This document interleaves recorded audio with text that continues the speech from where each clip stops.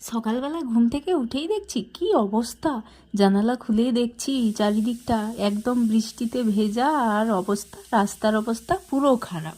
তো এটা দেখেই তো পুরো মাথাটা খারাপ খারাপ হয়ে গেল। তো কি করব, সকাল থেকেই কিন্তু এই বৃষ্টিকে সাথে নিয়েই কিন্তু বাইরের কাজকর্মগুলো সারতে হচ্ছে।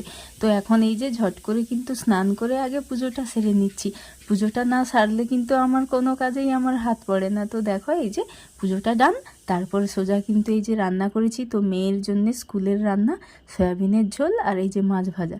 তারপর আবার আমাদেরও কিন্তু আলাদা রান্না হবে। তো এই যে এই প্যাকেটটা থেকে না মেয়ে একটা হার পেয়েছে, তো সেই হারটাই ওর পাপা পরিয়ে দিল। এত বৃষ্টির মধ্যে মেয়ে বলছে স্কুলে যেতেই হবেই। তো এই যে হেঁটে হেঁটে এখন ওর পাপা দিতে যাচ্ছে ছাতা মাথায় দিয়ে গাড়িতে তুলতে। তো আমি এদিকে আমার রান্নাগুলো বসিয়ে দিয়েছি। আর বৃষ্টির মধ্যে এই যে কাছাকাছি তো প্রতিদিন থাকবেই, তো ঘরের মধ্যেই মেলে দিলাম। তারপর দেখো কাজ করে